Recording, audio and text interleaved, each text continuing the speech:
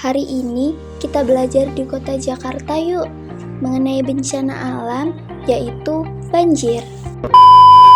Kenapa sih sering terjadi banjir? Penyebabnya apa ya?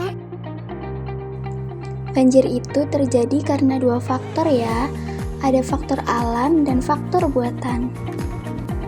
Salah satunya adalah faktor alam ini, pasang surut air laut.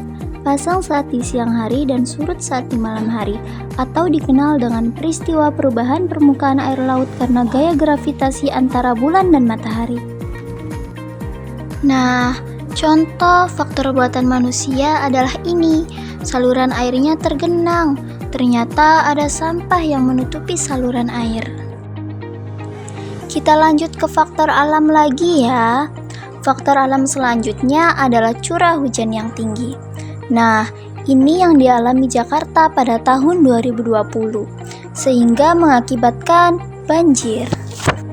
Faktor berikutnya, kondisi permukaan tanah lebih rendah daripada permukaan air laut. Wilayah dengan pengelolaan air yang sempit juga bisa menjadi pemicu banjir loh. Kembali ke faktor buatan manusia, ini penggunaan lahan yang tidak tepat, jadi memicu banjir juga. Membuang sampah sembarangan bisa menyumbat saluran air dan memicu terjadinya banjir.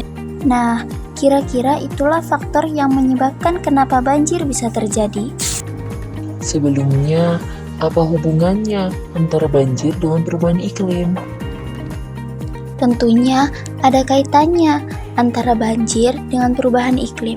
Contohnya, pemanasan global. Pemanasan global dapat menyebabkan pencairan es di kutub yang berujung pada kenaikan permukaan air laut dan banjir rob. Yang kedua adalah curah hujan. Iklim yang memanas dapat menghasilkan lebih banyak curah hujan, tetapi juga meningkatkan kemampuan tanah untuk menahan air. Itulah hubungan antara banjir dengan perubahan iklim. Kira-kira apa ya dampak dari adanya banjir? Ada beberapa dampak dari banjir. Salah satunya adalah masalah kesehatan. Yang kedua, terhambatnya aktivitas. Dan yang ketiga adalah sulitnya air bersih.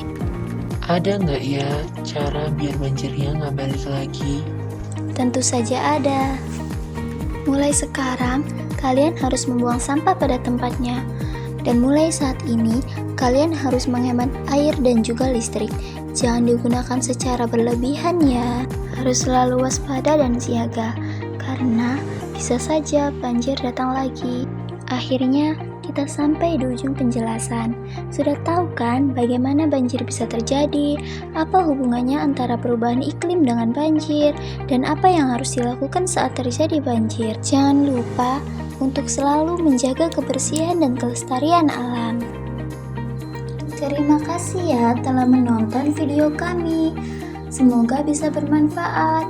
Dan maaf ya apabila ada kesalahan. Dan jangan lupa untuk like, comment, and subscribe.